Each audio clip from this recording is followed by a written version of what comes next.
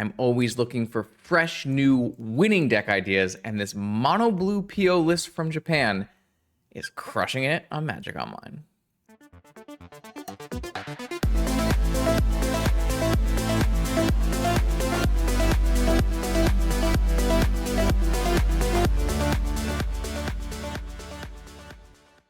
Welcome back, vintage gamers, to a Sunday evening recording.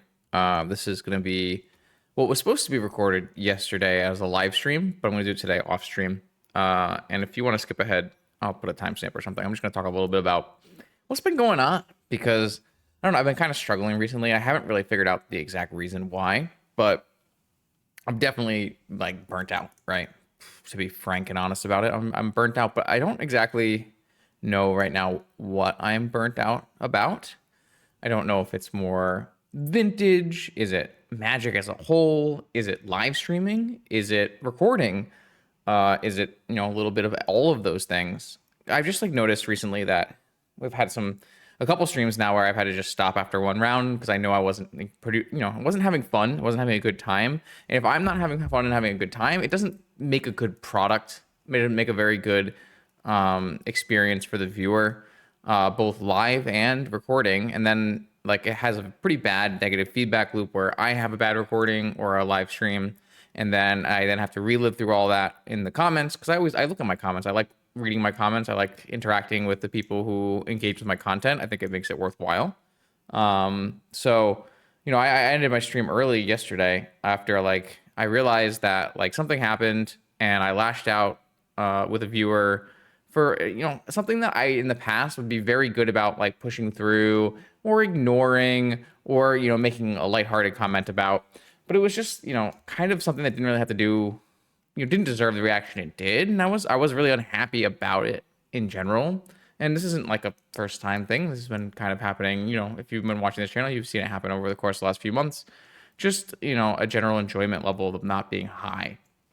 And so yeah, I'm going to just do a bunch of little experiments and try to figure out exactly what I want to keep doing from this, because I don't feel that I dislike vintage or Magic. So, I'm going to try doing more off-stream recordings, maybe less live streams. Maybe I'll try to do some live streams of Teamfight Tactics. It's another game I play. The new set is going to be coming out soon. I applied again to be in the ladder race that they have at the start of every set, the box boot camp. If you've been around the channel, I do those sometimes. So I applied for that. And I'm just going to try out a couple different things. One thing I'm not going to do right away is any kind of hard stop content break, even though I think those are typically the most effective. I just did that recently with my trip to Italy and Japan. Obviously, I played some paper Magic there, but that was, I was away from content for a while. So I don't really want to do another quick hard stop. So I'm going to try just maybe do some more off-stream recordings, being a little less, rigid about my live streams, and see how that fares. And one of the other things I need to do is determine if this is a deck fit problem. I have a shorter fuse, I think, when I'm playing a deck that I know I'm not going to enjoy, or one that I have to devote more energy to understand the lines, and I can't do my normal cadence with chat. So that's another thing I'm going to keep in mind as we go forward too, especially for Wednesday night brew streams. Those can be pretty rough in terms of making the deck do anything or winning, and I do think that matters. So either way, I'll probably end the timestamp here, and we'll get to talk about what we're going to do today, because this is a really cool thing that's happening in Vintage right now. And what's happening in Vintage right now? This is an Ancient Tomb mono blue PO deck out of Japan. This is Yassi's build. I don't exactly know if that's his name or just his Twitter handle, but you've probably seen photos of this player over in Japan. He's got full blue on. He loves the color blue, plays the mono blue deck, and he's been doing quite well. Just recently won a 90, I think it was a 93 player or a 73 player, I can't remember, tournament at the Players Convention in Kyoto. With this exact list. And I'm going to play this list as is, which, maybe that's a good or a bad thing. I'm going to play it as is, and so we can learn from it, and then, you can make changes based on what we learned today. This is a deck list that is seeing some play now on Magic Online as well. Recently, a couple other players who I know are from Japan have played it to good finishes. Otakun here was a second place on Sunday, and then there was a fifth place in the showcase qualifier with a similar list from Rio Jund, and then there was a third place. So a couple posts in a row. Now, these are not all the same 75, but they're all the same core idea. And the core idea is something that we've played on the channel before, right? We have played this mono blue Ancient Tomb PO deck in the past with Tezzeret, and this is just the latest of a way to approach it. So this approach is a little unique in that it is playing some Quantum Riddlers, which I like a lot. A good way to recoup card loss when you are, 2-for-1ing yourself with Force and you're playing a bunch of fast mana Moxen. I still believe that Riddler is an underplayed card in Vintage and fits very well in the dynamic of a Force of Will based format. So I want to see more Riddler decks in Vintage, so I'm pretty happy to see it here. And then what we're seeing is, instead of some of the other blue techie cards, just a pile of misdirections. This is a full 4 misdirections, which is a lot, and it will have its pros and its cons. We recently played a Lutri video where misdirection was really bad for us. But one of the things I stressed in that video was that misdirection gets better if you are a more proactive deck, and you can use it as a primary function of countering opposing Force of Wills and Force of Negations on your spells. So in that sense, like, this is kind of, a defense grid-esque card that can sometimes snag an Ancestral, but it's not really going to stop your opponents, from doing things like a Force of Negation might. What it's really here for is we need to put a powerful piece on the table, and we need to make it resolve. And so that's what we're going to try to do. One of the things to note with the misdirection is it's a pretty bad card to hit off of your Bolas' Citadel after you tinker your Bolas' Citadel into play. So that's something we need to look out for. I like Tezzerets a lot in these shells. It's going to give you additional ways of Time Vault keying. Very good card with PO, as you can go get blue mana and you can, have multiple targets. It's kind of like a Thunder Trap trainer in that sense. I'm a little worried about the Narset just because it's kind of hard to cast blue sometimes, but this deck does a pretty good job of fitting in blue mana with 4 Sink into Stupors, which will help our blue count. As well as there's some additional islands. There's a Manamo, which can untap Tolarian Academy, but there's no ring in the deck, worth noting. There's an Otawara. There's a Seat of the Cyanod. I'm normally not a big Seat of the Cyanod fan, but I do think it has some versatility here because you can actually fetch it off of Tezzeret, which can be sometimes better than having a Moxen. But I don't know how often that is true, so I want to keep an eye on that and see if the Seat of Cyanod is worth, not being an island. You'll see some common cards in the sideboard here for this style of deck. Azure Beastbinder is a typical answer for Null Rod. That is a longer-term answer. These decks normally you'll play like a Chain or Into the Flood Maw or a Bounce spell. Beastbinder is going to give you a little bit more of a longer-term answer against things like Null Rod. This one is opting to use Urza's as a different way to play through Null Rod as well. So a really nice, coherent game plan here against Null Rod. You have some Commandeers. You're starting to see these appear on Magic Online lists now. This is an interesting one. It's very much a tech card out of Japan. One thing I've noticed, and I realized it before Eternal Weekend as well, was the metagames are quite different right now between the West and Japan. Japan really, really thinks that Jewel and One Ring decks are the most powerful decks in the format. At the time that the last BNR happened, I was really surprised to see on Twitter there were lots of calls from Japanese posters about One Ring restrictions and different things to curb Jewel and these kind of decks. So Commandeer is the answer that a lot of the blue players in Japan have come up with as a way to play against Jewel and Ring.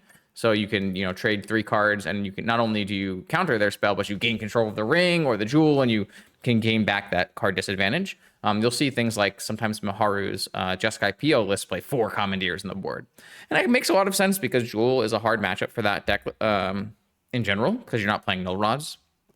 So it can be a way to try to help even out that matchup.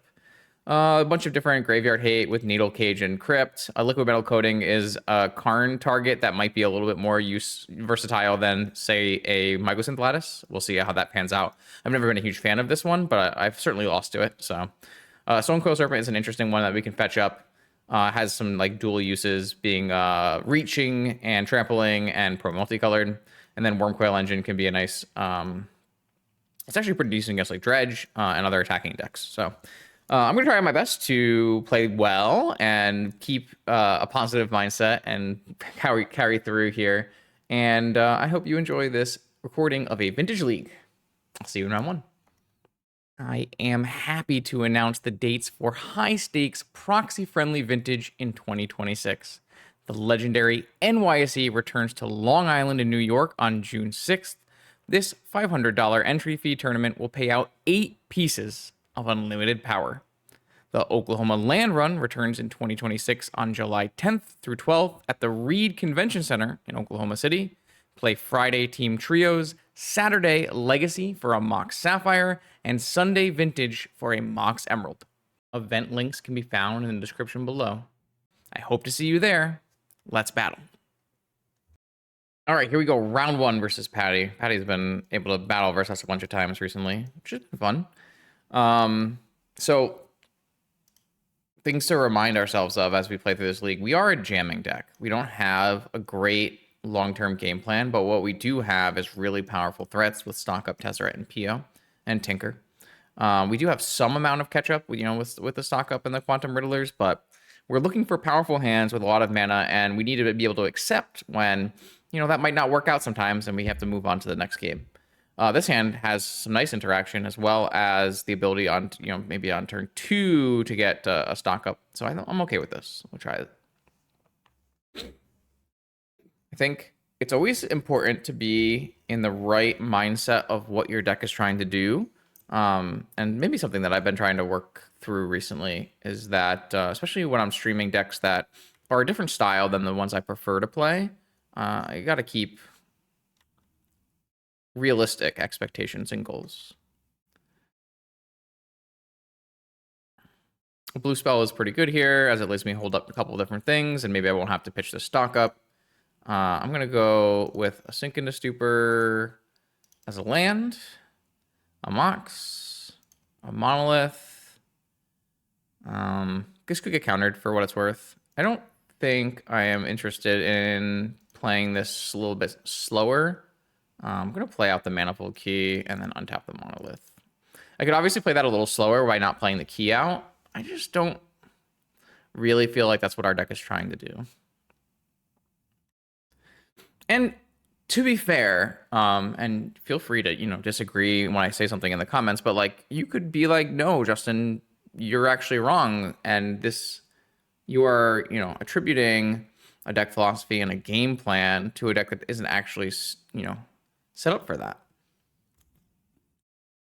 And that can be true too. So, I always got to fight my biases. PO for 3. I'm going to force this because I can't misdirect PO. Misdirect is change the target of target spell with a single target, and this has many targets. But what I can do is if my opponent has another counter spell, I can use the misdirection on their counter spell. So what I'm going to do is I'm going to force the PO pitching misdirection. I'm sorry that 2 of my misdirections are nice and 2 of them are cheaper. I only have owned 2 misdirections on Magic Online, and for this list I needed 4, and the difference between these 2 is about 20 tickets. So yeah, a lot. Thankfully we didn't have to use our misdirection number 2 here to counter a force, because we really do want to be able to play our Stock Up on the next turn. Our best draw maybe being a blue card.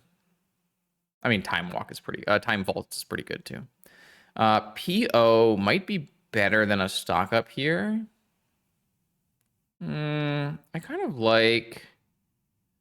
Because I have a nice PO for 3 because I played out this Manifold Key earlier. I think I like, with Tezzeret in the deck, I think I like the idea of... Because if I Stock Up, I have to hit a blue. I guess I have to hit a blue no matter what. I think I'm going to go for a PO. I don't know that this is right, though. I could just see that being wrong. Here's a Tezzeret. So let's go... So like what card best let me... So the problem is my misdirection doesn't counter another PO. If my opponent just goes like Mox PO for 4. And Vexing Bobble, so this is a problem I had actually in the testing, not the testing, but the stream that didn't happen. This deck doesn't have a Vexing Bobble. And I kind of understand because you're playing so many so many free spells and Citadel. But not being able to Tezzeret for a Bobble feels really bad. And that's the thing I would probably change immediately if I was making this deck list. I think here, no matter what, I think we would just go and I think what I'm going to do... What I'm going to do is Tezzeret for a blue source and cast Stock Up. I don't think I want a Lotus. I think I just want a Sapphire. I could get a Sensei's Top, but I probably didn't sequence that in the correct way either. I probably could have gotten more Tezzeret triggers. Sorry about that. Maybe need to play a little bit slower to get like optimal sequencing here. There's a PO. The problem is I didn't give myself enough mana. Interesting. What I can do is actually just go Opal because I can go Opal Island and with my floating mana play a Narset. That way I can not die to POs. That's a pretty good idea. Let's do that. Because I can't get a PO here, right? Yeah. I'm sure I'm going to make some sequencing and optimization errors along the way. I think that's to be expected, especially with a combo-oriented deck that I'm not as... I'm frequent with PO, but I have not played as much of these Tezzeret versions. Didn't find a force off of this. My opponent is off it, though. I think this is great because this kind of did what I wanted to do by getting a Vexing Bauble, which is like prevent my opponent's outs. And even I don't think this was a great Narset by any means. Like this is not a very good Narset. I'm not going to gain a lot from this Narset, but it was enough, which is good. So that was a good game one. We're playing up against some kind of similar deck. It was a blue-red dual land and a PO. So it might be like a Vivi Tinker deck or a Welder PO deck, something like that. Which means we're probably not going to have a lot of cards to bring in. I could see Commandeers coming in here if my opponent's trying to like Tinker. But like we're pretty pre-boarded for this. The question is going to be like, what do you even take out to put Commandeers in? That's a hard question, right? I think we have more lands than are necessary. So I think we could take out an island. Because this is 15 lands even with this sink, and we are not a super mana heavy deck. I don't know that I want to take out misdirections, but I do think that the misdirect, especially if they were in like Pyroblast, could be reasonable to keep those at a 4. And I think our hate walkers of Narset and Karn should be good here, even if Narset is pyroblastable. Don't really want to get rid of any blue cards, so we have a high blue count for Commandeer. So I might just go like another land, which is, maybe, like I said, I think with Ancient Tombs and Sinks and full Moxen, I think we can get away with this. We'll see.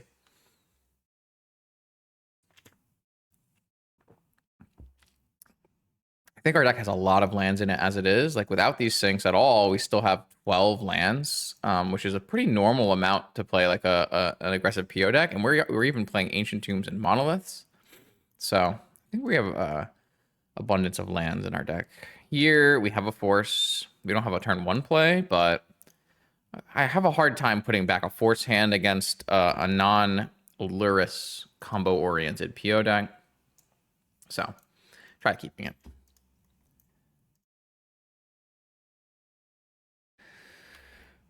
Let's see what opponent has for us. Not a great Riddler hand because we don't have a lot of fast mana. DT. I think I'm going to let DT go and counter what is ever tutored for, so they have to put some more mana into it. Could be a bad idea because they have a natural Ruby here, so they could get like Ancestral here and have Pyroblast backup. That's something to consider. But it's tough. I mean, they could go for like a Tinker on the next turn.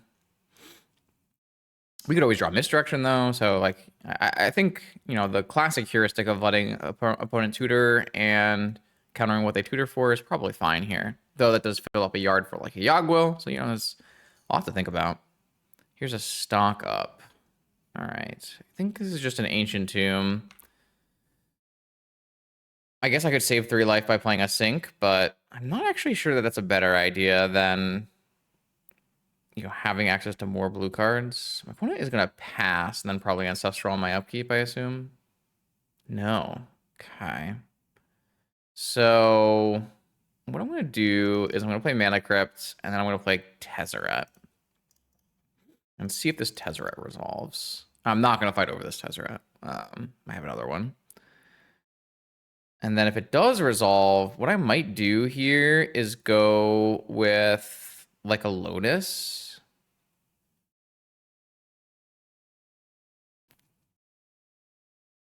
Maybe. I could always untap my Mana Vault, play a thing, and cast Stock Up as well. It's possible. I could just go get a Sapphire and do the same thing. Or a Soul Ring or something. I think it's better to have more permanents. So I'm gonna go get a... Well, I could get the Seat, but then I won't have enough mana. So I think I'm gonna go get a Sapphire. And I don't think my life total matters too much. Obviously, we do have Citadel in our deck. I'm just gonna use this to cast Stock Up. I think this is getting countered, and that would be fine with me, because we have more where that came from, if we can make it to that point in the game.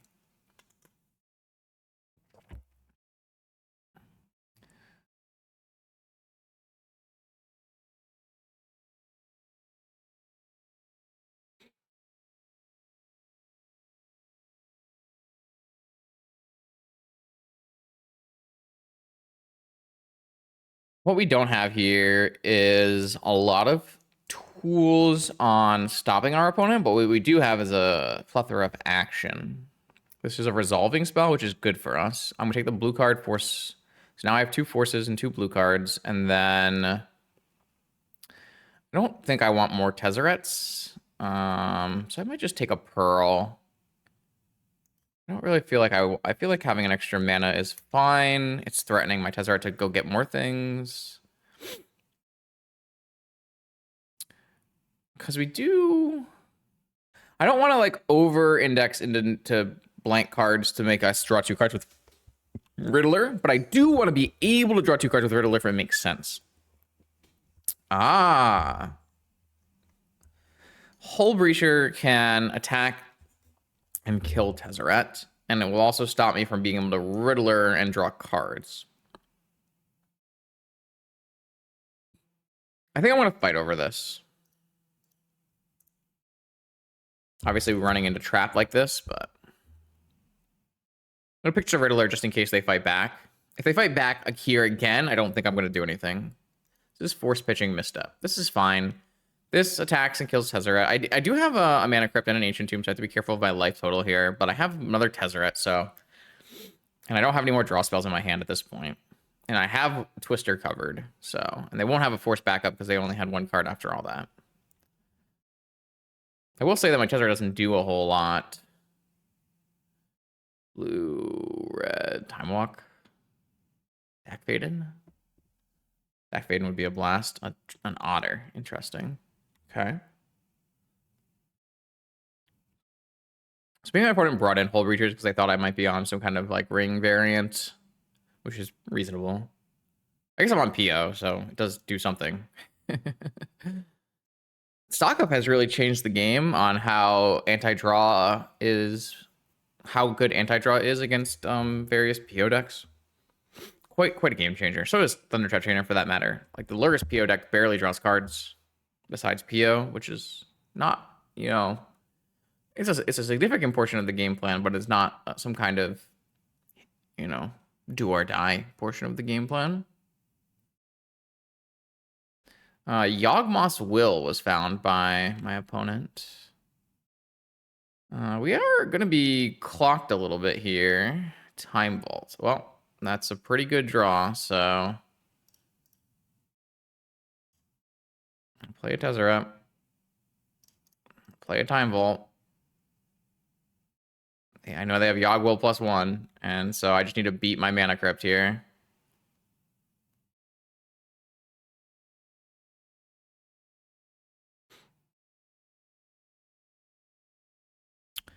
Sometimes you just CRK them. You just hit them with the Natty Volt key.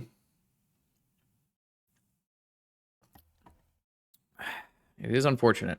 I agree, opponent. Yep, they don't even want to play to the crypt out, which I think is fine. Just need one PO or Karn. That'll get us there. All right, 1-0.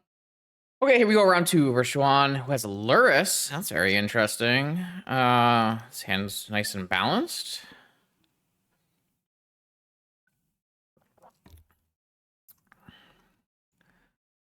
I don't mind this hand. So we get null rotted, I guess. Then we have our classic Seat of the Synod.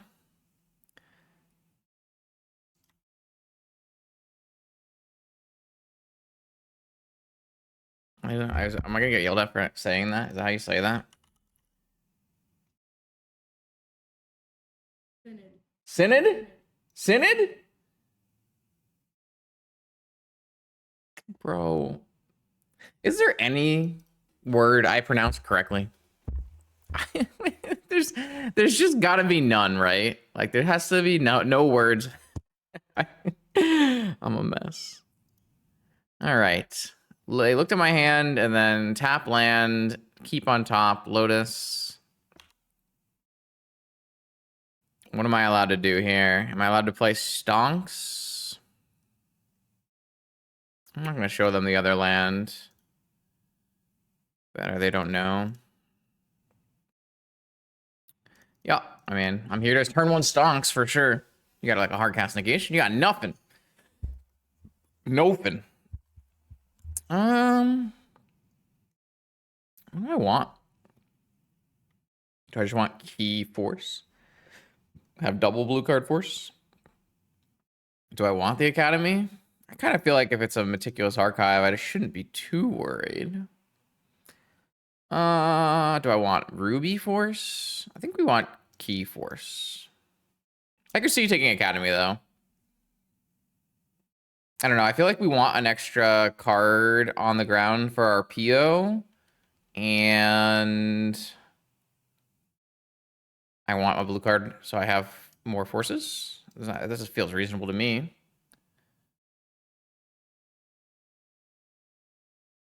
Okay, so this is probably just Lurrus PO. It's gonna be Lurrus. Oh, kick a trainer. Oh, Merchant Scroll. Okay. What is this Merchant Scroll for? Just Ancestral. All right, well, I'm forced to Ancestral pitching my Riddler. It's a hardcast Mindbreak Trap. Hardcast Negation, maybe. Yeah, okay. I don't think I want to fight over this. I think I'd rather just like try to draw a blue card and cast PO of my own. Hardcast Negation was quite good against me there, though. Maybe I should have just let the Ancestral go. I don't know. Did not draw a blue card. All right. Well, I'm gonna play my key. I'm gonna play my Tezzeret. So this is a spot, like, again, I think I just want Vexing Bauble. And I just can't get Vexing Bauble. I think that's the number one thing that stood out to me in this list is this list needs to have a Vexing Bauble. If I'm playing Tezzeret, like, I can crack Vexing Bauble if I have a Tezzeret, you know? Like, if I have the mana to play Tezzeret, it means I can crack Bauble later. So, I'm just gonna go with Jamma PO and make him have a force, I think. I could go top. That's a better idea. Let's just go with Sensei's top.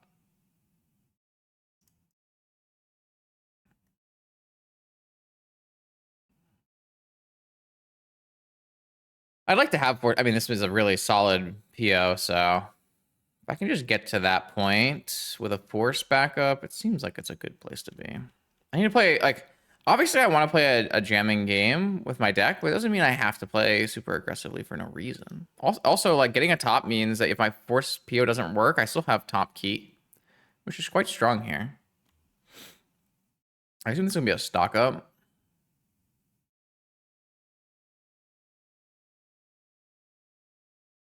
That's fine. Let me just take a peek what we're working with here.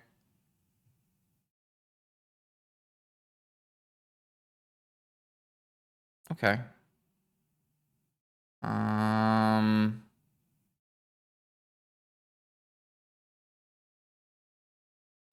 So what I can do is use my key to draw with my top and then get an opal as well. Yeah. Okay. This is fine. I have enough mana, so I might even be able to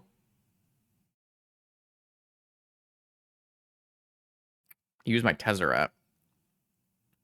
Because I'm going to get an opal. I could also draw before. Do I have enough mana to draw first, like now? So if I draw now, and then I replay top, and I do the activation and draw. I don't need more, though. All I need is... Maybe I should, because I can make more mana with key that way. So if I draw with top now, I get to replay top.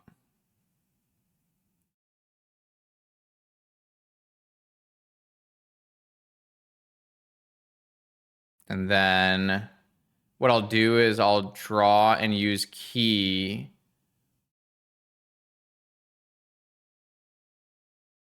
And then I'll play opal, and I'll get another thing, yeah. Because I don't think I need the extra mana. I think I just want as many permanents for my PO as possible, right?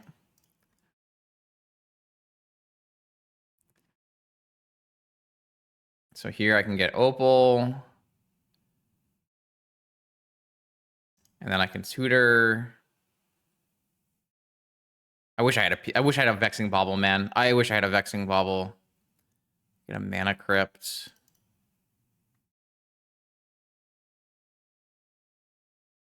Yeah, that is the number one thing that stood out to me so far, and plus the other times. So, and then I'm gonna go with PO everything back.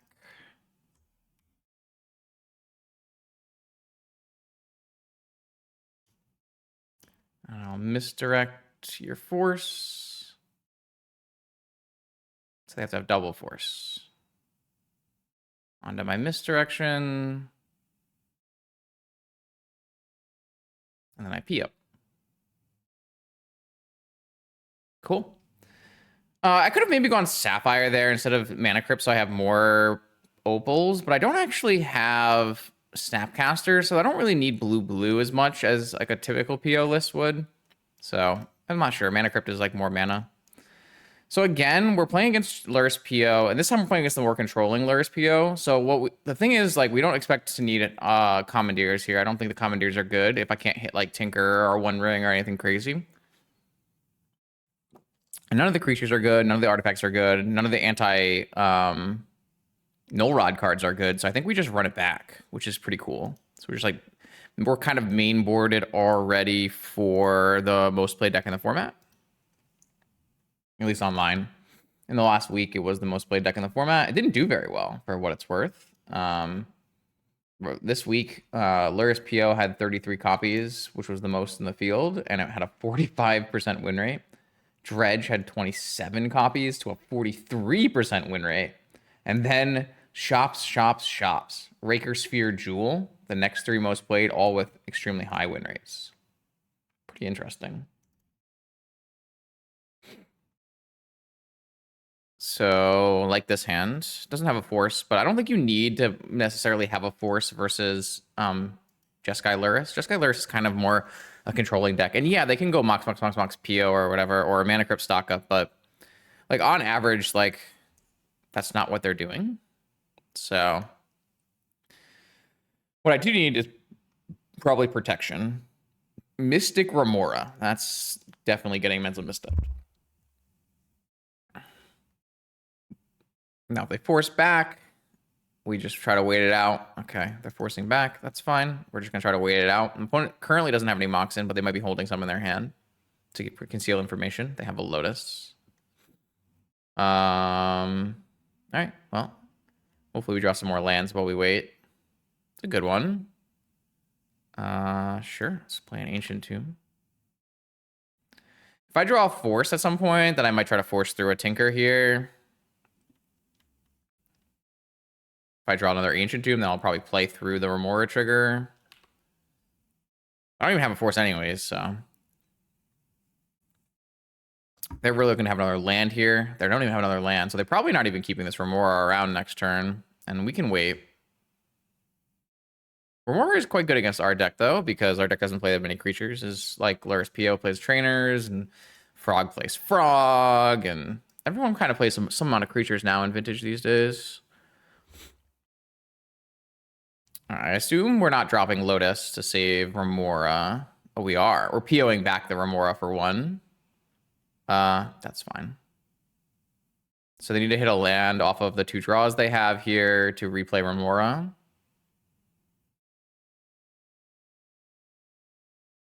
Which they did. And I don't have a Force, so.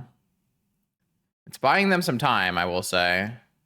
We have an Ancient Tomb, so that's a really good draw, because this Ancient Tomb is going to let me play a Ruby and pay. And then next turn we'll Tinker. I did take 4 damage for this, but I think that's acceptable. I don't believe I'm gonna give my opponent a card at any point here. If I have a Force, then I'm down to get dirty with it. Get dirty with it? What am I saying? Get down. But without a Force, I don't want to like feed my opponent's fish too much here. They do have it for, I mean, at least another turn, if not more. Any Mox or any land gives them another turn. So there's another part to be said about this where our Citadel will feed the fish as well. They just milled over a PO. They have a portable hole. Damn. Okay. How much life can I give to this tinker before I can't really tinker, you know?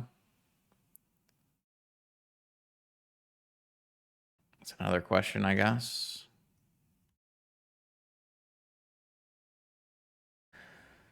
All right. This Mystic Four, if there's ever a matchup that Mystic Remora is good against, it would be our deck for sure. So I'm a pretty big Remora hater at this point in Vintage. Obviously there have been points, like especially unnerfed Lurrus era, where Remora was quite good. I haven't thought Remora was good in a while.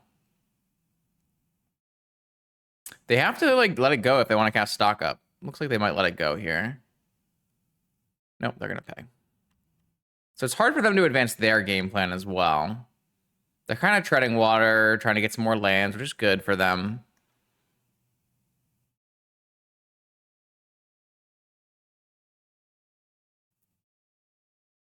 There's a Force, so I'm going to jam my Tinker now. I only have 8 life, though.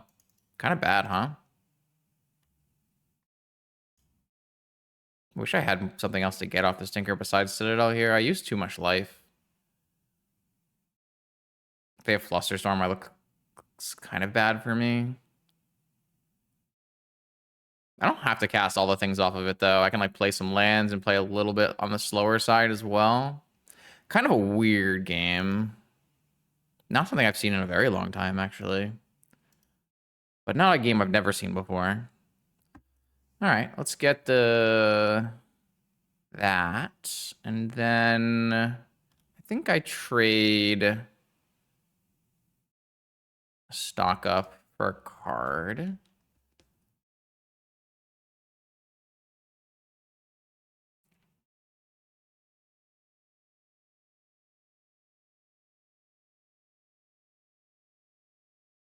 If they fluster off this, it's still fine. Play our land out. Misdirection, Jet, Otawara. I think I'm just going to take 2 misdirections. And then Saga's a great draw. Saga's a perfect card here. Gives me a thing I can do without paying into the fish. And I'm just going to pass off of this. So I got a full grip, some counter magic, and a Citadel active at 5 life. Weird game. Super weird game. I feel like they'll probably drop the Remora here because I have an active Saga. No, they're keeping the Remora again. I mean, that's fine. I'm going to play a land, and I'm just going to pass, activate my Saga, start building out my Academy. I could even use the Ancient Tomb to make the thing, and then I'll have 2 mana. I can maybe start making extra mana with my Monamo Talarian Academy.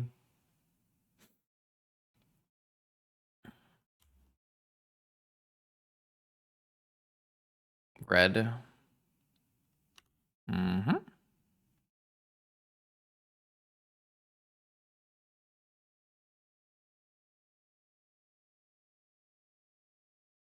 Okay.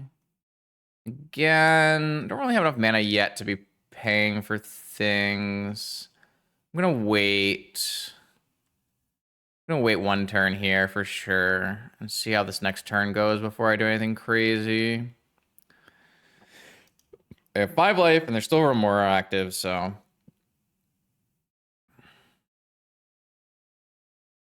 If they end up upkeep POing back both of these, I think I would let that resolve and then fight over the replay.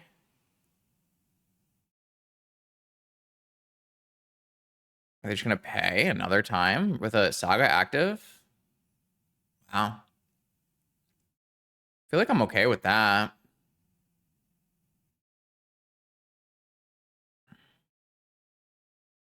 Okay, the Remora is down. They have a 6-card grip versus my 7-card grip. I have a Citadel, which is currently bricked, and a Saga. Flame of Anor. On my thing, I can redirect it to Portable Hole.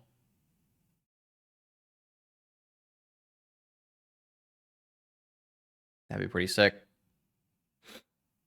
And this one doesn't cost me life either, so. No, they're changing their mind. Blue, blue. Walking? Spring. Yeah, I mean, Thunderstruck Trainer is fine. That will stop misdirection from having 1 target, so I can't misdirect it. So nice play from them, I think. Yeah, that's their line, is to try to make it so I can't misdirect the flame. I'm just going to make a construct.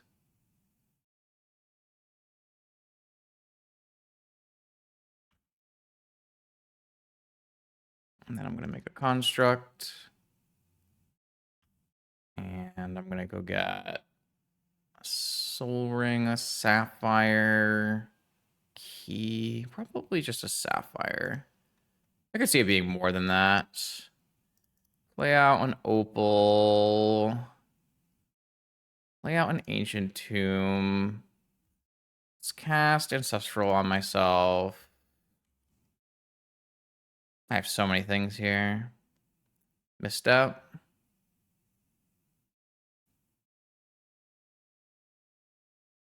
I think that's fine.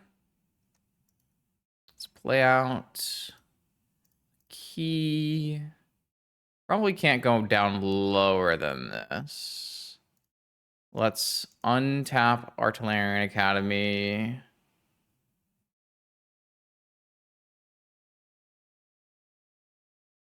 And then let's cast a Time Walk.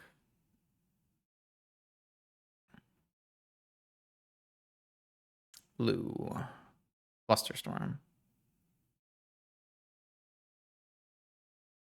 I can pay? Kind of. I could redirect a Flusterstorm. I'll just PO in response here.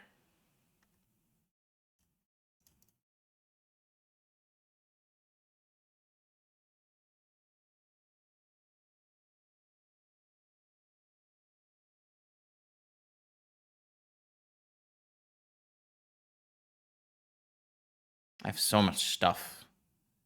I'm not really threatened to die either, so...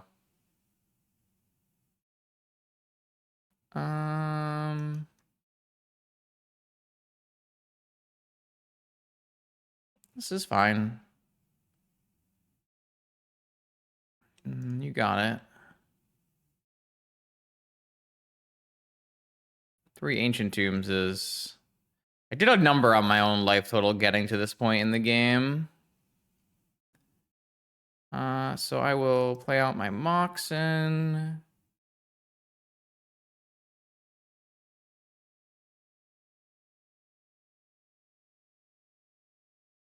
And then I can BO again, so... Might as well, right?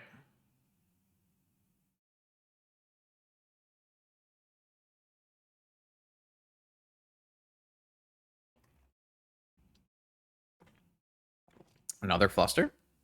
Ah, okay. 2 cards left in my opponent's hand.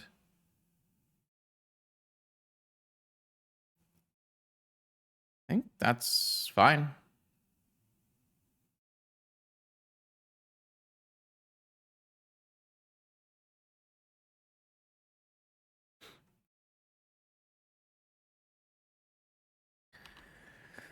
All right, so where does that leave us? 7/7, pair of 7/7 constructs, a citadel that is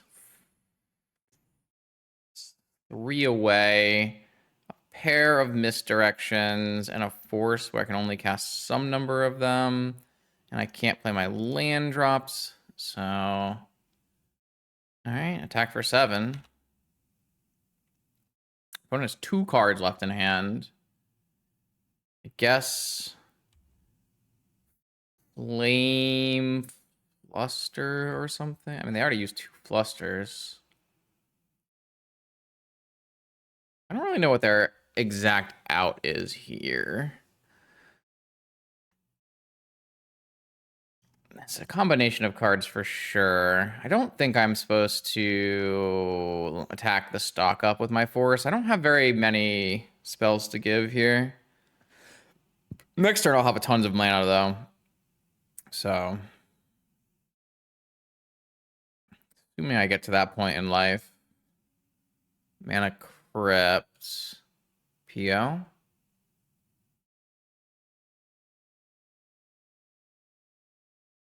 Mana Vault. PO plus Pyro doesn't do it. PO plus Fluster does it.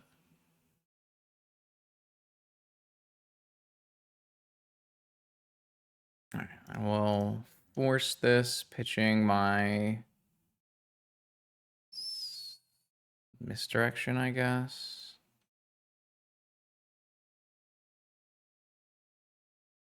One card left. Time Walk? No. All right. What a cool game. That game was sweet. I'm glad it's on camera. All right. Round 3. Might be Oath. Might be... Welder, Eldrazi. Let's see what we got. Got another really interesting hand. I feel like we've had great hands so far. This is, you know, has force, but also has the ability to play early Tezzerets, make a bunch of mana. This is, again, another spot where, you know, depending on how our early turns go, we might really want to have a Vexing Bauble. Crawler. I don't think Crawler's a must counter here, but it certainly is annoying. Really don't want to counter a Crawler if I don't have to, but I think what we're doing here is Tezzeretting. Question is, are we getting... So I can't get my Tezzeret big enough after this to survive a Crawler hit. Unless I hit another Mox off stock up. I think it's worth, like, taking the aggressive stance here and trying to win. I don't think it's, like, aggressive enough to take, like, a Lotus, but...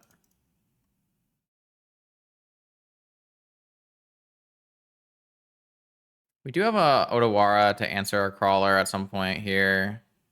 I guess we could do it now because our Planeswalker... Oh, wait. Our Planeswalker does not reduce the cost of this. Okay. Stock up then. There's a Time Vault. So what I can do here is I could take Pearl Time Vault so that my Tezzeret lives, and I play Vault Key, and then I just have to beat my Crypt if I bounce this Crawler. I won't have a force backup for whatever they play on the next turn, unless I draw a blue card. But I feel like it's risky, but worth it, maybe? I don't know. This was probably one of the more aggressive lines we could have taken in this game. But I don't hate it. If we draw a blue card, fuck. I was gonna say, if we draw a blue card here, I feel like our line was great because we have a force for the turn, then we have a Time Vault coming. There's really not much they can do to stop it if I have a force for the turn, but let's see what he's got follow-up wise. Oh, just a Golos? That's fine. Sphere Shops. So we're gonna take 3, and then we're gonna take 3, and then we're gonna take 1, so we could be at 9. And then I have to be able to beat my own Mana Crypt.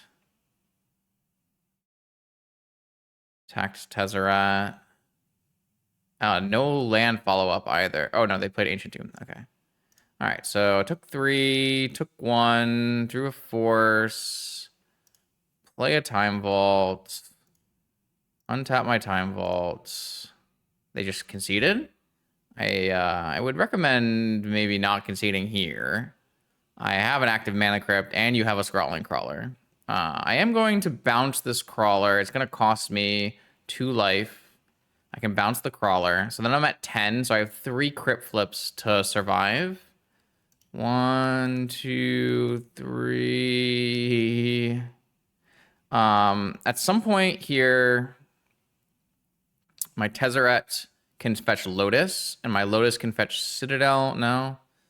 I think it's highly likely I lose this game, so if opponent watches it back, you know, maybe worth giving a shot. So I'm playing against a Sphere Shops deck here. We should have Null Rods in it. And so what I'm going to do is, this is probably our first major difference in sideboarding. We're going to bring in our anti-Null Rod cards and maybe our Wormcoil engines and take out these misdirections, which have no target. The question at that point becomes, how many blue cards do I have? And the answer is still quite a few. 22. So these forces are still fine. I think Needle is a nice target for our Tezzes. I just actually think this Tinker might be bad. So I might just take out Tinker Citadel. Try to play a longer game here. Not a longer game, but like a less explosive game, maybe is a better way of saying that. And I think at that point, we maybe want to just cut the Sensei's top. We still want to have Vault Key. But I think we're trying to hedge around Null Rotted. So maybe I don't have like Hercules or anything. So I'm going to take out 1 PO as well. Nah, that can't be right. Narset's got to be worse. All right, let's try this. I don't know if this is the way that the creator intended to play this matchup, but we're going to try it. Should be interesting.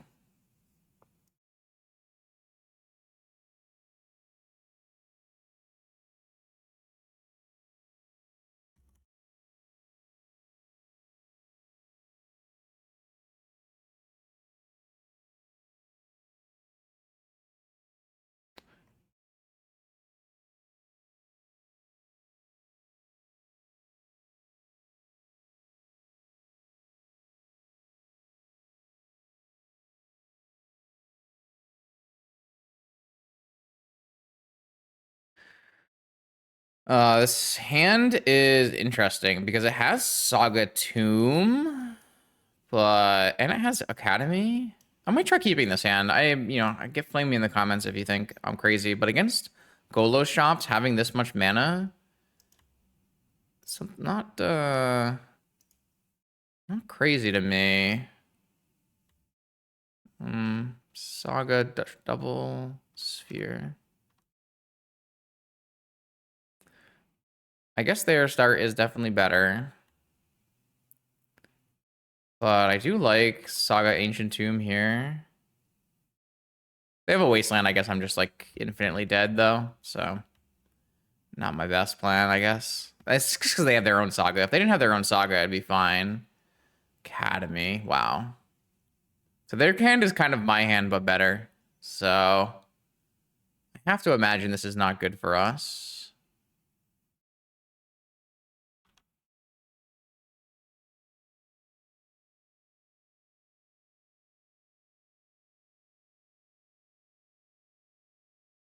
I have to imagine we are going to lose, but I'll give it my best shot. I have to make a construct here because my opponent can have Needle.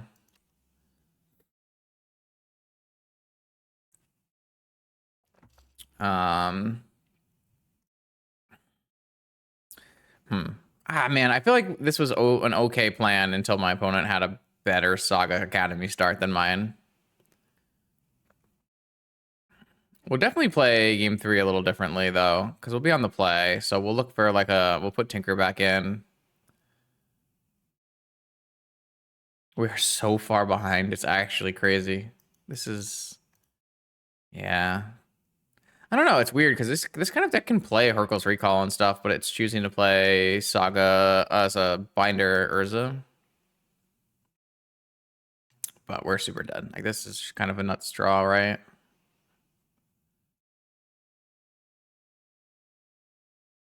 Saga, 3 more mana, Sphere Resistance into Academy. Doesn't get much better than that. And we can't really play a ground game against this kind of recurring Saga game plan, so we'd have to natural into Vault Key here to win, which is possible, actually. Mirage Mirror and Needle. Okay, well, I see. So this is gonna name Time Vault, I would assume, because that's my way out of this game. Oh, it named Urza Saga. Okay, well, I have my out here. I think I want to take the 10. Nah. I think I'll just take that, and then it's not my out.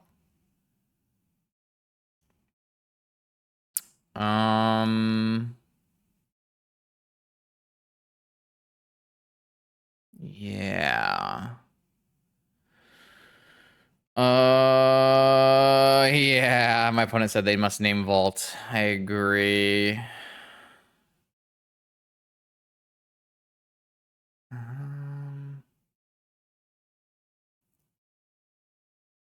Manifold Key. Mox. Monolith. 6 mana. Stock up is 4 mana. So I'm actually going to be short. I could play a Worm Coil.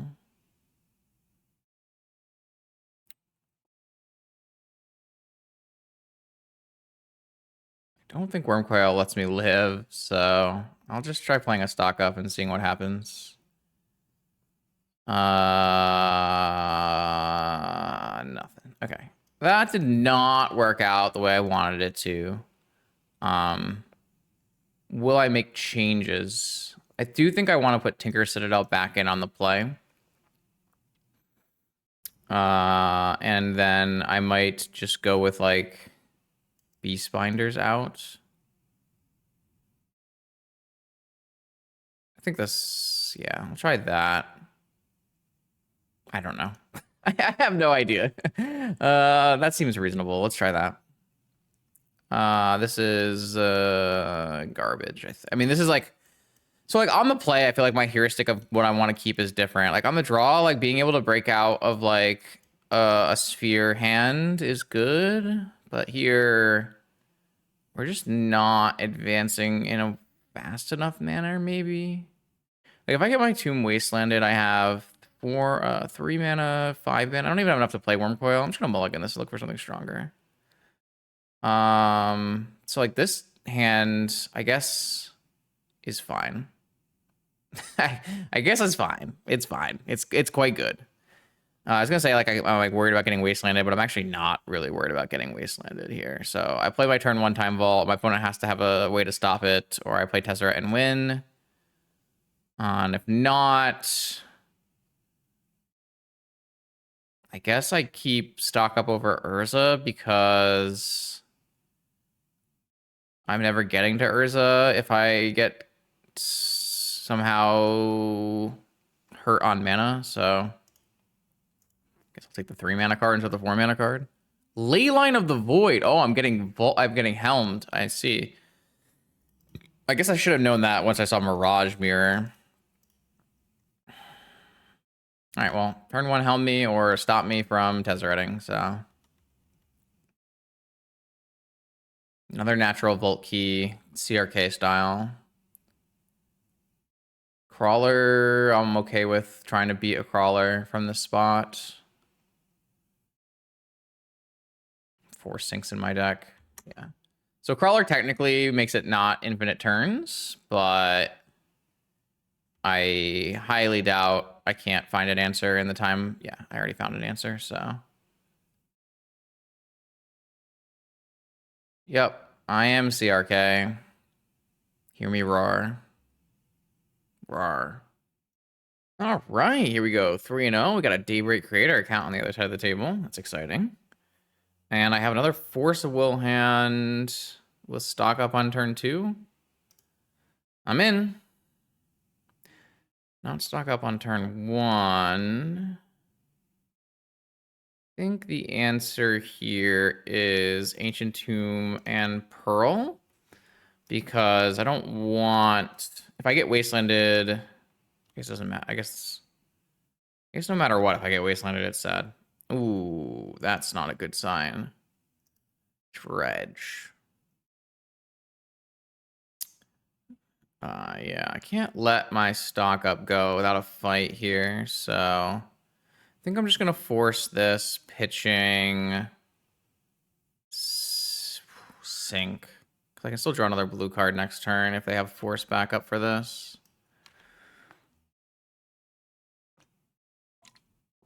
This is a matchup where not having any rings is going to be a problem, because rings are super good against Dredge. I'll have to see if they're the new combo Dredge list, or if they're a force Dredge list. Icarid, Grief, and Force. Okay, well. No Dredger for my opponent yet. They're going to take my stock up, though. Can't do anything about that. They're also going to have 2 Icarids coming in. Another Ancient Tomb. We're gonna have to draw something good to get out of this. I don't really feel bad about what I chose to do here, but it certainly lines up very poorly against what my opponent's doing. They're gonna bring back Icarids and not activate in response. Interesting. We have another Bazaar. Yeah, 2 Bazaars. So their opener was double Bazaar, Force of Will, double Grief. 2 Chills and a Thug. So they hit a Dredger. They hit an Amalgam. And they're down to 0 cards. Okay, so they have a bunch of Dredgers. I'm taking a hit for 6 here. And nothing's coming into play yet. Kind of have to win the game on this turn. It's not great. Do I want the rebuy? Yeah, I think I have to. All right, well, I don't think my hand was ever beating this draw. If there was ever one to forfeit, seems like a reasonable one. Though I will say we could have mulliganed to like a more powerful opener, but you know, it's tough to mulligan a stock up force hand against a non-Lurrus gamer. Like the Dredge is the kind of the outlier of decks that are playing no Lurrus. Like, you want force against every non-Lurrus deck. That's every non-Lurrus deck that isn't Dredge you want force against. And like against Dredge, you don't really want force. It's not like bad. It's just not as good. Especially if you don't have any way to like protect a powerful play. I think my opponent should be continuing activating these Bazaars all the way down, trying to hit the other two chills and kill me.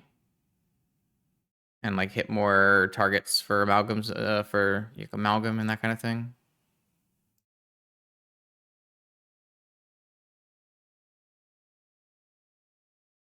I think I have to go like Ancestral into Vault Key probably is my out here. Anything less than that is not going to do it.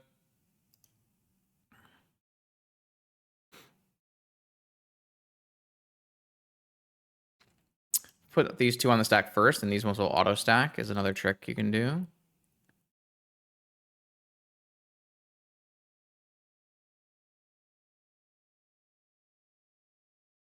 All right, let's see if I have an Ancestral on top of my library. I drew the Time Vault, which does not get me there. Close. Close. Okay, so we do have access to 3 pieces of Dredge Hate, and the rest we're just trying to power through and combo kill our opponent. I guess these Worm Coils are okay. The Karn can go, and the Narset is not good. It doesn't work very well against Dredge. I don't actually think Misstep is good because we're not attacking we're not attacking the Noxious Revivals, and I don't think even with the misdirections we're attacking the Noxious Revivals. In fact, I don't even think these misdirections are very good. Are they better or worse than a Mental Misstep? Are they better or worse than a Karn? Are they better or worse than a Narset? I think they're fine. I'm gonna go like this. I don't know for sure if that's the cards we're supposed to do, but this seems reasonable enough, so give it a shot. I'm a little worried about this matchup. Just our cards don't look super good. Well, this hand is something. Okay. And this is another matchup where really we're gonna miss out on having Vexing Bauble off of Tezzeret. Really gonna miss out on that. So I'm gonna go with Ruby and then Crypt and see if they force Crypt. They did. And then I have to choose whether or not to get my Vault Mindbreak trapped. I think I'm supposed to present lethal on the next turn here. So force on my Crypt. All right. Well, if they have a Grief, they get my Tezzeret. Again, this is Misdirection can't really stop Grief, which is another big downside here. Not that Negation could stop Grief either, so just things to point out. All right, now that we've gotten to my turn, we could still get Vigored, obviously, but a blue card would be nice. No. All right, well, I'm gonna put it on the stack.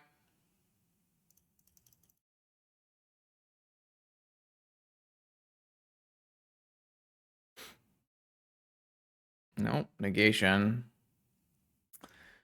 Well, I think we're gonna lose. I don't know, 2 interactive spells and a Dredgers.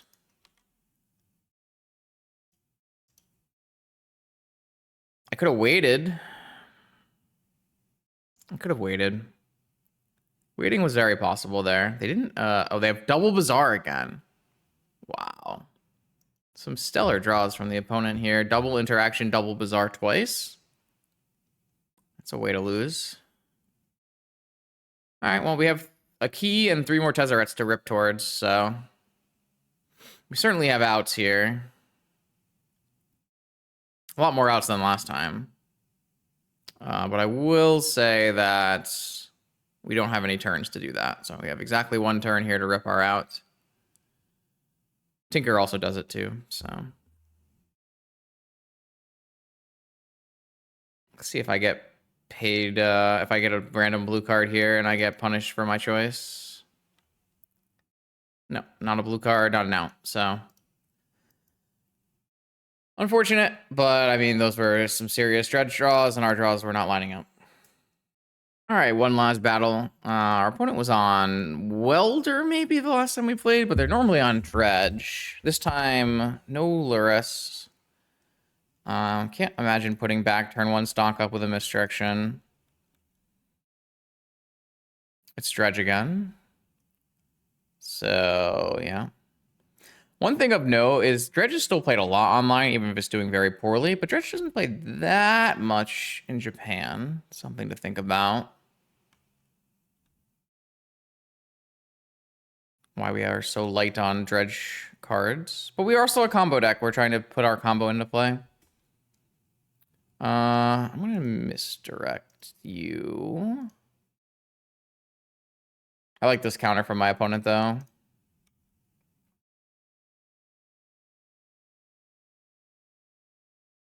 Stonks. Key Jet Force Manamo. I'm going to take Key Jet. I don't think my opponent has more counter magic at this point, so...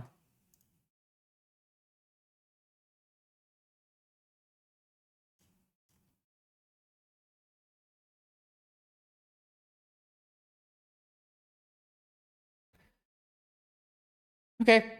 Well, I have POs and stock ups, but only one blue source. And my opponent has 3 cards in hand, 2 dredgers. See what happens. My last opponent had 7 card, double bazaar, double interaction. I don't think that's what my opponent has this time.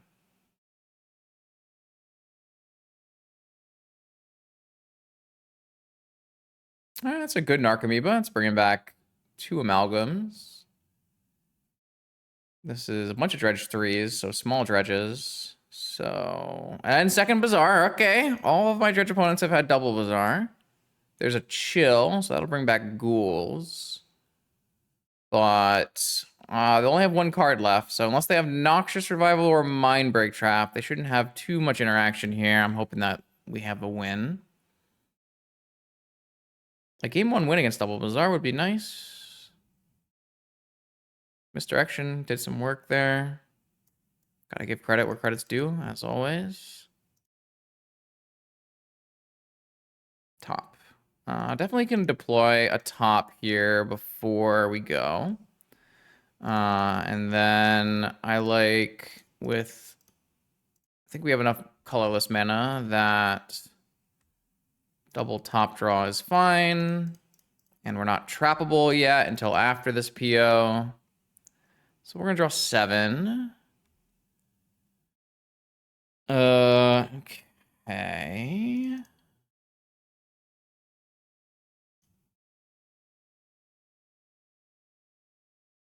What does this do for me currently? We have another stock up. We've got a Karn, but all my Karn can really do is clear the yard or stop the bazaars or...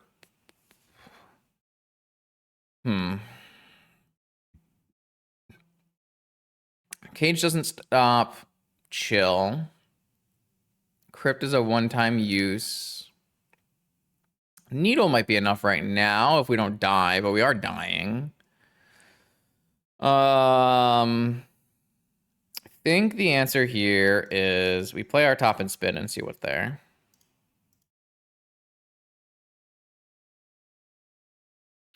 See.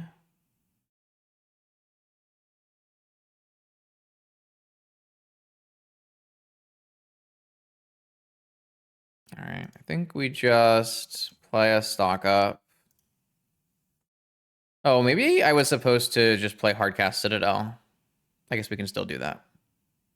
So I can take Lotus. I missed that line a second ago. Because we have a top in play, so. Academy, Citadel, Lotus, make mana, black mana, Citadel. We have 17 life to play with here.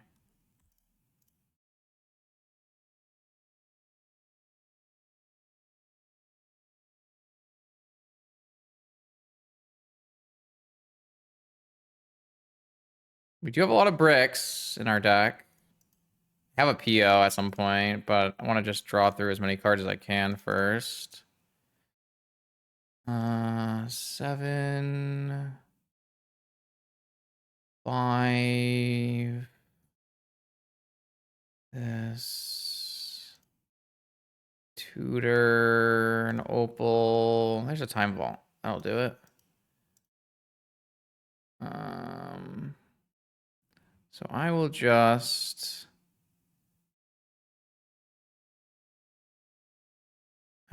PO back this, and this. And then I will play my Volt Key.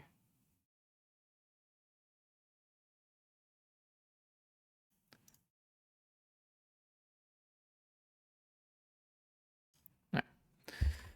Not bad. It's a good game 1 win against Double Bazaar. So yeah, we've got those cards coming in again.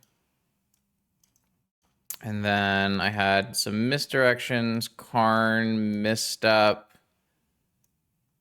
and Narset coming out, which seems like it makes a lot of sense. Could be wrong. You could maybe be trying to keep more misdirections in to force the issue, but this represents a piece of Dredge hate, so this hand is more than palpable. Because now our deck contains a Needle, a Crypt, and a Cage. And then if this is taken, we still have access to stock up, so... And we can even use Ancient Tomb to do it. Lots of options here. Opponent has mulligan to 4, and then they powdered 4 and kept 4. So low resource hand from the opponent this time. Shouldn't get double bazaard, shouldn't get double interaction. Should be like 1 bazaar, 1 interaction. And let's see if that's enough for them. Stinkweed Ghoul. Pass. Wow, okay. So I think what I'm gonna do, I guess nothing actually plays around traps, so I'm interested in like Ancient Tomb, Pearl, Tezzeret. Probably the other order if I had to say. And then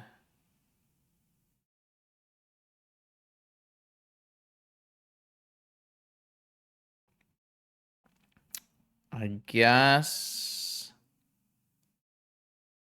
it's just Tormod's Crypt, Needle.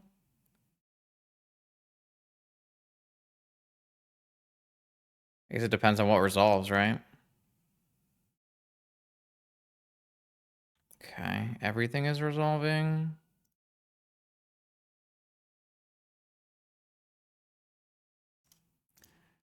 Again, Vexing Bauble would be an interesting one. I'm gonna go with something that doesn't get vigored. I guess everything kind of gets vigored, to be fair.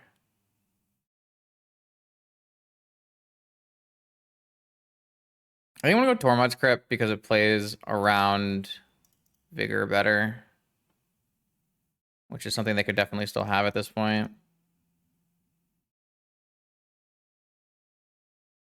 The good news is next turn I have stock up and another Tezzeret activation, so like this Tormod's Crypt doesn't need to be lights out.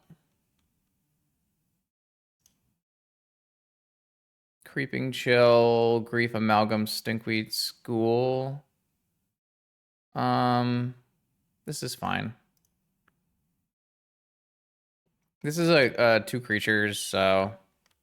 And life total. If they want to spend a whole other turn bazaring, fine. They have double bazaar. Okay. So every game my opponents have played has had double bazaar. This is a Narcomoeba and an Icarid, and that's kind of it. And they're out of cards. So as long as we win the game, we're good to go here.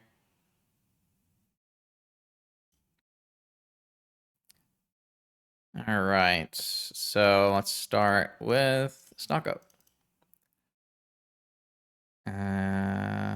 So I think we take the Citadel and we go get that Lotus with Tezzeret, which has been quite nice. And we'll take another Tezzeret. This has actually been pretty impressive Tezzeret showing in this league.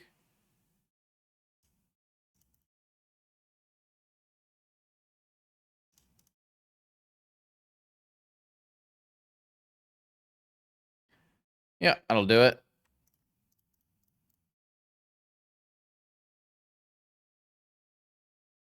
Oh yeah, they're dead.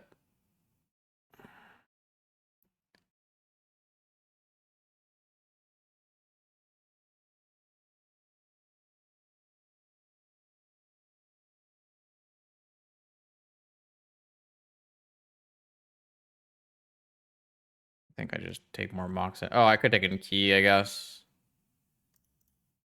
I was just gonna take more things. So oop.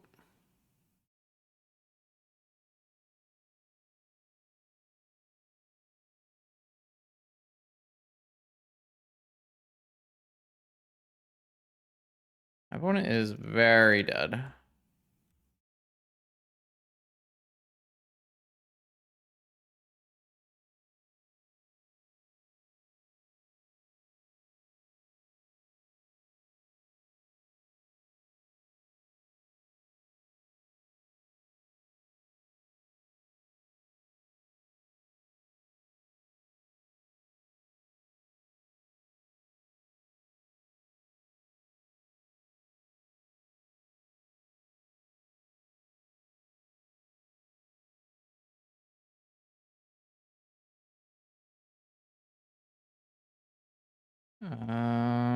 Let's play this.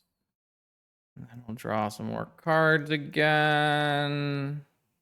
Obviously, I can draw more than this. I'm just doing this because it's easiest. I draw through enough cards and I can stock up for a time vault. Nope. None of that. Nothing left in my deck. That's funny.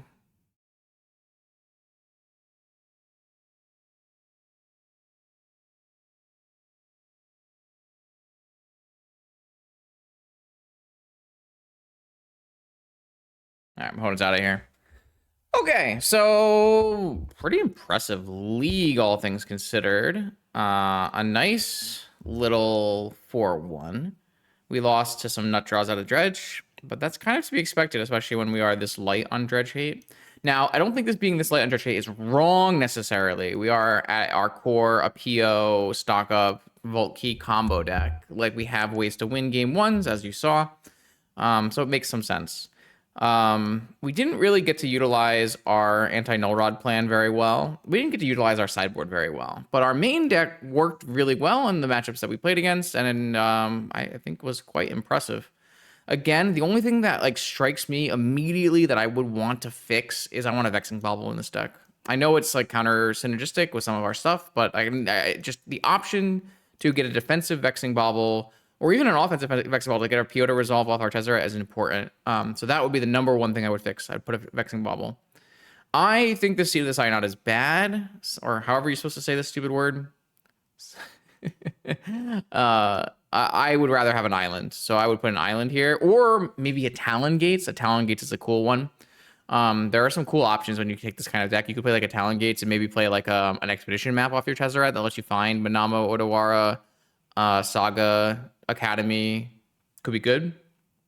I'm not saying you have to go that far, but I don't like that card. I think this Narset, I mean, the Narset did do a job at one point against a Paradoxical Outcome deck at closing the corner. So maybe there's some value there, but I almost think I would rather have access to some other kind of blue card, maybe another Riddler, maybe something else, maybe Probe, maybe something. I still don't think I'm a huge Narset fan, but you know, this player expects us to get to blue if they're trying to cast Urza, so maybe I'm misevaluating there. And it's easier to get to blue with Tezzeret getting Lotus, right? So you can get to Urza and Narset easier. So I'd be willing to give Narset a pass and have another league happen. 4 Misdirection, I think, seems like a lot. I don't think that Misdirection was bad in this league. We played against some good matchups for Misdirection, to be fair. We played against some like Pyroblast combo oriented blue decks. So we actually had some good misdirection targets, all things considered. So yeah, I guess jury is still out. I feel that you don't need 4 misdirection, and I probably wouldn't play them. But I can see why you would play them, and it definitely came up in this match set of matches where we actually got to use them quite efficiently. So, pretty impressive showing. There might be a world where you're looking for like 1 rings, but Ancient Tombs and damage was definitely a problem with Sink into Stupor. I think the Grim Monoliths were quite powerful, especially with the Tezzeret's and the POs. This is a great build of Mono Blue PO. I think, like I said, there's some rough around the edges spots where you might want to do some fine tuning. And to be fair, the creator is always changing these flexible slots. I don't know if I've ever seen a deck list that he played is the same from event to event. So keep an eye out for those. Let me see if I can find their Twitter. So yeah. So this is the Twitter. If you want to go follow this, I like blue Magic the Gathering foiler. Got a vintage multiple times. This is the post I was talking about. So it was a 73 player, not 93 player. Kyoto Players Convention Vintage Championship, and this was the winning list, which we copied. So appreciate all of the cool stuff we get to see on Twitter from Japan. And I wonder if there's a picture of. I know I retweeted the picture of him on the throne, but look at this mono blue Tinker. But you can see here, there's top 8 this year, mono blue Tinker. So yeah, powerful wizards across the pond. Does it still count as across the pond if it's the other way? I think the pond only counts towards Europe. Either way, whatever works. I actually had quite a good time filming this league, which is in stark contrast to my failure to stream yesterday. So more to come on that front, but hopefully, at the very least, I'm trying to make sure that even if it's not live streaming, I'm putting out 3 pieces of content for you every week. New vintage videos every Monday, Wednesday, and Friday. I'll see you then.